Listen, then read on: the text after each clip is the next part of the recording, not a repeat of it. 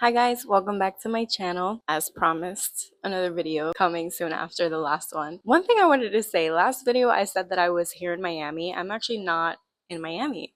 Here is not where I said I was. I'm actually on an island. I've been in Puerto Rico the last 5 weeks, and so that's why you see me like no makeup, no jewelry, just minimal basic, because I've been living my island hippie life for the last month or so. So that's why you see me all plain Jane with my little trencitas. This video, we're gonna talk about navigating singleness, and I feel like it's a conversation that needs to be had. It's not had enough, especially in the church Christian community. I feel like there's just such a notion about like or a pressure for people to be married, and there's not enough information or videos out there that highlights singleness and the journey to singleness. Also guys, I live in the barrio, so if you hear music playing in the background, I hope it's not distracting. Also, I hope it's not that loud where you can hear. If you just hear background noise, I'm in Puerto Rico. I don't know what else to tell you. But yeah, so I just want to highlight on, the journey of singleness and waiting well. I feel like the pressure to be married is very high, especially in the Christian community, and which results in a lot of divorce, and a lot of people marrying the wrong person. I kind of want to just open up the conversation about that, and really highlight that singleness is not a place of waiting. Like, you're actually doing work, you're still doing ministry. That's what my life has looked like in the last few years. Like, God has just filled up my life with ministry work and advancing his kingdom. And so yeah, let's get started. So singleness, it's not really hard because you're alone. What makes it hard is what you feel in your singleness. Sometimes it feels like everyone is moving forward but you, especially the older that you get. You see everyone around you is getting married, they're starting a family, and it's like you're single and you're waiting. And if you're like me, like I'm not settling for less than God's best. And so it's like you're wondering, God, when is it going to happen for me? I feel like a lot of the times we're told to enjoy our singleness, but no one teaches us how to navigate it, especially when you desire marriage. Because you can love God and trust God, but still feel lonely sometimes and desire marriage. The two doesn't cancel each other out. I mean, you have the example of Adam in Genesis, where God gave him the garden, he gave him the world to have dominion over. And even God himself said that it wasn't good for Adam to be alone, so therefore he created Eve for Adam. So the desire for companionship doesn't really come from us. It actually comes from God. And it's not wrong to feel that way. It's not wrong to have the need for a companion. Singleness is not something bad for you to escape. It just means that what you're feeling isn't wrong. It's not wrong to feel a desire for marriage.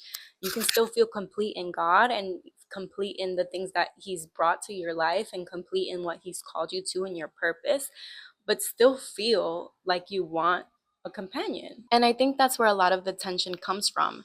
Learning to hold both at the same time, trusting God and still desiring something that you don't have yet. So then the question becomes, what makes singleness so hard today? Because I don't think it's just the fact that you're single, it's everything surrounding it. Because we're constantly seeing people step into relationships, into engagements, getting married, and it can make you feel like you're behind, even if you're exactly where God wants you to be. And culture has made singleness feel like something's wrong with you. I know for me, I'm growing up in a Hispanic household. My family's always asking me, when are you getting married? Do you have a boyfriend? Are you seeing anyone?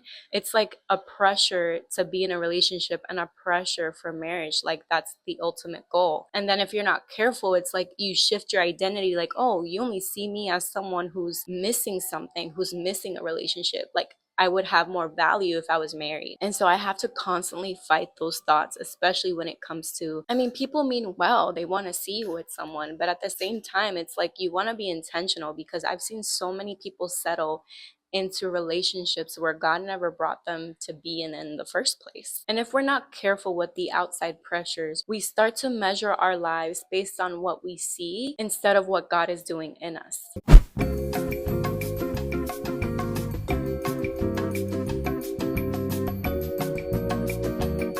I was reading 1 Corinthians 7 the other day, and it actually calls singleness a gift. Paul says that it's actually a gift to be single.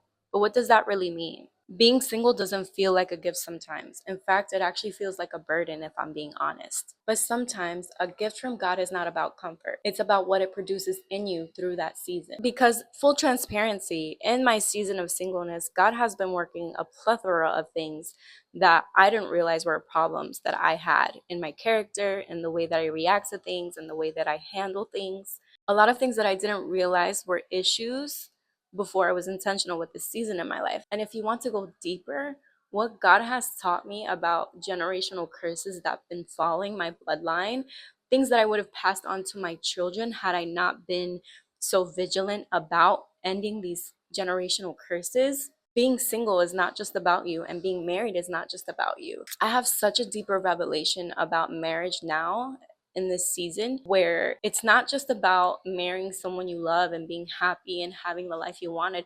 Yes, these are beautiful things to have, but God brings you together with your spouse because your destinies are connected.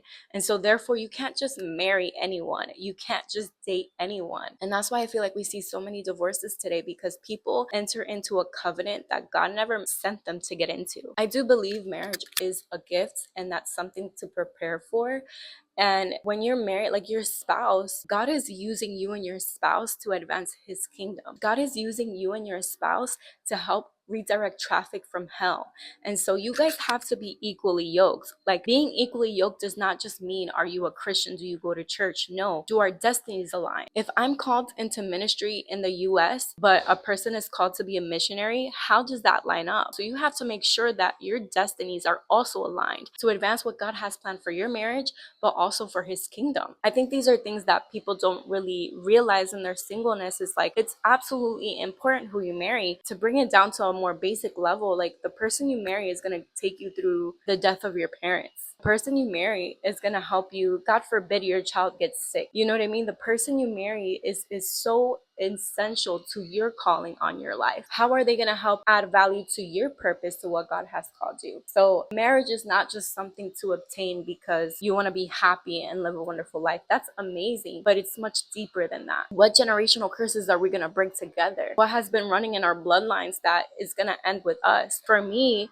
divorce has been very prevalent since my great great grandparents. You know, there's been murder in my family, there's been witchcraft in my family, all of the things that I have broken, that it ends with me. There's been domestic abuse in my family. And to be very transparent with you, my last relationship, looking back now and healing from all of these generational traumas and cycles, God really saved me from what I thought I wanted. I would have ended up in a divorce had I married this person.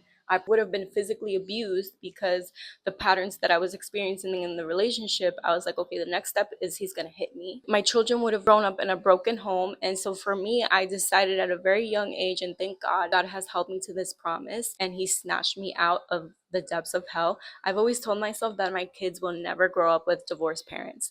And so if that means I have to wait a little longer for me to be with the person that God intended for me to be with, then so be it. Paul also talks about later in that chapter that singleness allows you to be more focused on God and less divided with your attention. And so while you're in this season, once you get married, you'll never get this time back. You'll never get it back. And you have to cherish this season. You're going to have to divide your time between your husband, between your kids, between appointments, and all of these things, which are all beautiful things. But live in the moment that you're in now, because it'll be over before you know it. And later in that same chapter, it talks about how singleness actually allows you to have more focus on God and less divided. And I'm starting to see what it actually means. Because if I'm trying to escape my season of singleness, I might miss what God is actually trying to build.